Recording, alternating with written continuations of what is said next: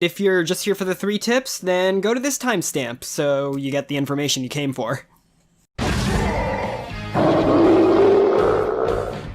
Hello and Happy New Year, beautiful people. David here, and I just want to chat a little bit because it's January 1st and it's 2021, and I don't need to belabor the point, but 2020 kind of had us all a little bit like...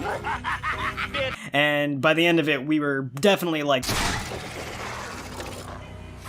And for my fellow US citizens, you guys know every time a politician opened their mouth on the news, it felt like... Don't say I never gave you nothing. The vote wasn't unanimous. So suffice to say, it's been quite a ride. And I just want to say thank you guys so much, because I was already a little happy with how the channel was growing, because it really started growing in 2020. Because I had the time. I actually lost my job in 2019, and I was conveniently unemployed, I guess, for all this nonsense to happen. But at the same time, I just got a job, and because I was touching people, I was like it was like stretch therapy for people. I lost that job like 2 days in because then the pandemic happened. So it's been weird, but thankfully I'm in a fortunate position that I've been at least a little bit taken care of. But in terms of YouTube, it's actually been kind of a blessing because I had a lot of time to experiment with content. I was able to try out a lot of different types of content that I never had the time to really put through, especially because I was trying to make daily stuff. But look at this. In June 29th, 2012 to December 31st, 2019, which is a whole 7-year period, 2020 basically started me with 219 subscribers, more or less. And then in this 1 year alone, I got 288. I was already kind of thrilled when I broke through 300 in 2020. And then when I broke through 400, that was like the cherry on top. But then you guys came through yesterday, December 31st, 2020. I broke 500. That's insane. Like, you guys, I cannot express how grateful I am to you guys, because I was not expecting to break 500. I wasn't even expecting to break 400, if I'm being totally honest. I was expecting to grow, because I tried a lot of different things, but man, I just can't say thank you enough. You guys rock. For a channel with only like 500 about subscribers, that's pretty dang good. And for those of you who don't know, I've been in this game for even more than the 7 years that you're seeing, or I guess 8 years. In high school, I had Darkfool99. That channel had about 2,800 subscribers, and I stupidly deleted it because I'm an idiot. I didn't think it would be that hard to get back to 2,800 or 3,000 even, but it has been way harder than when I started that channel, and I was Let's Playing the whole time. So for those of you who are still sticking around as I pat myself on the back, and pat you guys on the back, because you guys really came through in clutch, I wanted to take this opportunity to possibly provide some value to anyone who wants to grow, because I can't say I broke 1,000 subscribers, or 100K, or any crazy numbers like that. But what I can say is I more than doubled what I had at the beginning of the year to the end of the year. And that was largely through a phase of experimentation. And I've settled in on some things that I know for a fact helped the channel, and I would like to share them with you in case you're growing your own channel. Streaming is the first one. I streamed a couple times, and it was fun. Animal Crossing was kind of the saving grace for COVID. Everyone, loved Animal Crossing and escaped to it. People were obsessed. I think they still are obsessed with Animal Crossing, right? But here's the thing, I streamed it for 30 days straight, and that does something to a person. I was going a little insane, and I kind of lost my interest in the game afterwards. Don't get me wrong, it really grew. You can kind of see it in this is what my growth was like before. Frickin' these, double-digit numbers. And then Animal Crossing came out of nowhere, and this is, that period, around May and June, yeah. This was Animal Crossing streaming. And this doesn't look like much, but if you compare it to this flat line, that was big back then. So, and back then, it was only 6 or 7 months ago. So I stopped that, and of course, with that, all my Animal Crossing peeps just vanished. So, okay, I couldn't sustain that, I lost interest in the game, and I was going insane after streaming for that long. It wasn't sustainable for a guy like me. Fun fact, I actually don't like streaming that much. enjoy it on occasion, but if I stream too much, I actually start losing it. I think my back gets all tight. It's not fun. So streaming, if you're not streaming, it's a good way to get a lot of eyeballs pretty quickly, in my experience. I couldn't sustain it, but if you think you could sustain it, it's definitely a good option to possibly grow. Now that YouTube does streaming, Twitch also, of course, does streaming, and what I like about Twitch YouTube synergy is that if you Twitch stream, you can clip them and put them on YouTube. Or you can just suck them out of Twitch and put the whole freaking VOD on YouTube. I like the synergy there. So the second thing that a lot of you guys are still here for, and that I am really happy that I discovered, was reacting. Reacting to things on YouTube. It's like reacting is the new Let's Playing. Have you guys noticed that? It's not that difficult to do. Granted, it takes a lot to be an interesting personality on YouTube. Again, I kind of take that for granted just because I feel like I've been talking into the freaking void in a room by myself for almost 10 plus years. But I know when you're just starting out, it kind of like, it takes a while to get comfortable talking to a camera. Hi YouTube. Hi people. Hello beautiful people. Such a crazy person. So reacting is strange, right? I actually did reacting way back, and I probably could have grown the channel further if I knew the tricks. But at the time, I tried reacting, let me see if I can find it. I tried reacting to Pokemon Generations, which was really good, by the way. Blocked, and blocked. That was kind of a deterrent. As time goes on, I start getting really into watching people watch Avatar, because it's freaking awesome, and there's no way you can relive your own first time watching Avatar. So living through other people watching Avatar for the first time, that's absolutely great. Kenny in Montana, shoutouts. You probably will never see this. So I was like, okay, people have definitely found some sort of trick to reacting to stuff on YouTube without getting blocked.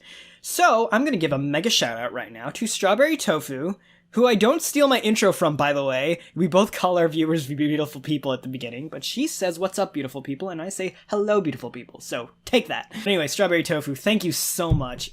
She told me some of the tricks. It involves, I'm not gonna get into it deep right now, but audio manipulation, video manipulation, slicing it up in a certain way, putting your big face in front of it. There are a lot of things you can do to make your reaction videos a little bit more palatable to YouTube's Content ID system. I was able to start putting out Pokemon Twilight Wings reactions, and the one that really took off was the one with Leon, it was like the last episode for Twilight Wings, because I did it the day it got released. I learned something very valuable that day. If you hit things hard and fast when they come out, it's a good time. Hell of a boss. You guys knew this was coming. Man, oh man, hell of a boss reactions. Those are making my channel what it is right now, and I'm so grateful, because I actually like them. Unlike Animal Crossing streams, which I got tired of after a month doing them straight, I wish there were more hell of a boss reactions for me to make, because they not only do well, I freaking love them. And I get to do shot-by-shot breakdowns of them.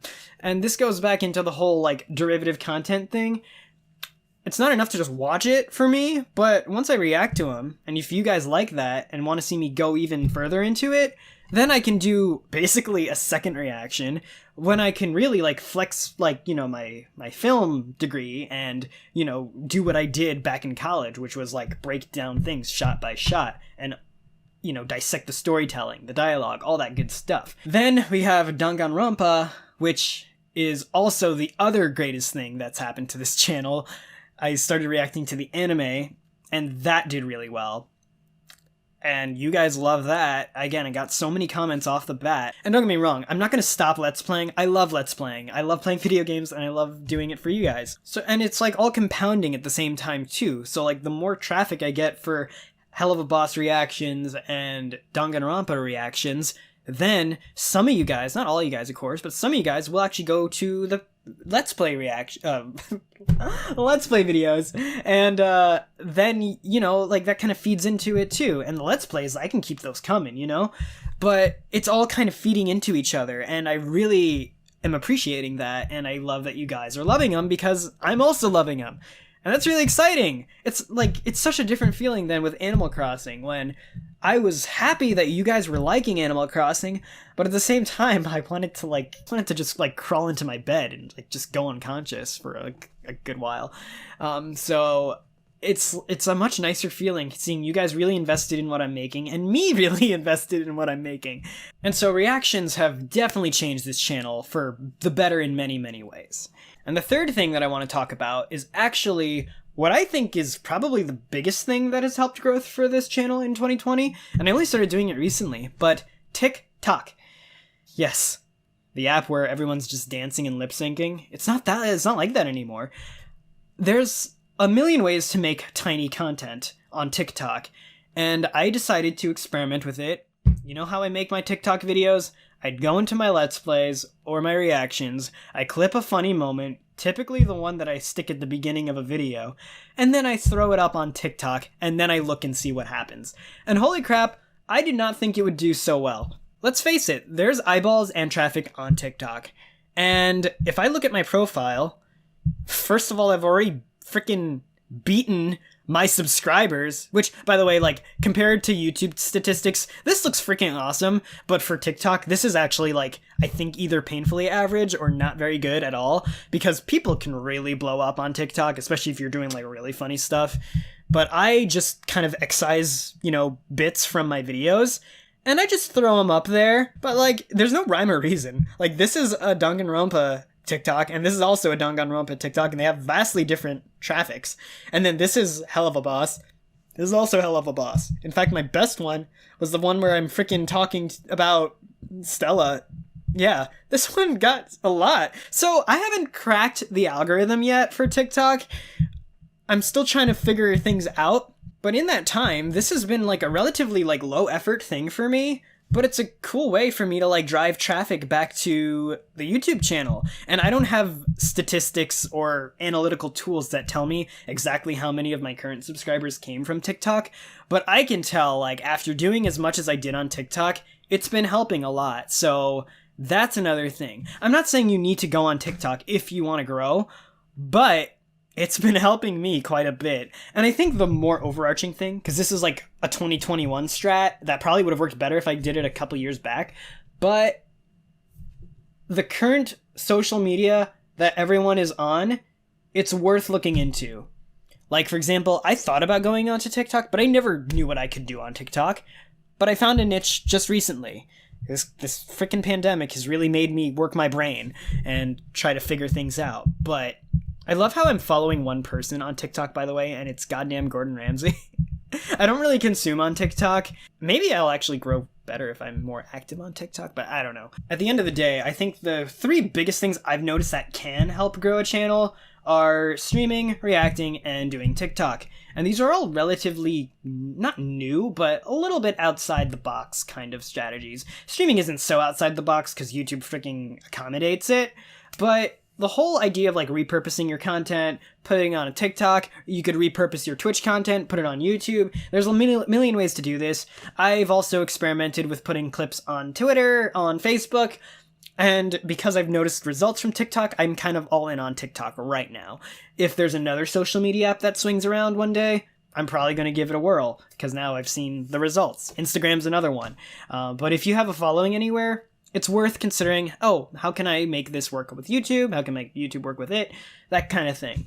Reactions, like for me, it's been really great clipping my stuff, putting it on TikTok. Maybe later on I'll actually make my own TikToks, but who knows? I'm not that invested in it right now. Oh, also, Social Blade is really helpful. It's a website that, if you don't know about it, it basically kind of has even more analytics for you to look at. And it's kind of wild because they even do like sub predictions based on you. So like right now it's projecting that 6 months out I'm gonna get 1,000, and that's how I know I've been growing fairly well lately, because only like at the beginning of December I think it said that I wasn't gonna break 1,000 till like next year. I guess it's noticing the growth that all these things that I've been trying have how they contribute to the channel. So again, it's just food for thought. I'm by no means an aficionado. I'm not even partner yet. So just something to consider maybe if you want to incorporate this into whatever content strategy you're doing. Because at the end of the day, I do know I want to grow this YouTube channel to be quite substantial. And one of my dream jobs is actually doing social media consulting. So if this helps anyone, please let me know in the comments. Like this video if you like this video, subscribe if you haven't, and smack the bell so you never miss a thing. And again, thank you guys. Thanks you to my regular viewers so much for making 2020 a fairly successful year to me. I know it's been a miserable year, but we made it through, and we're going to continue and make 2021 as good as we can. So let's do that, okay guys? Tell someone you love them. Dave out, peace out.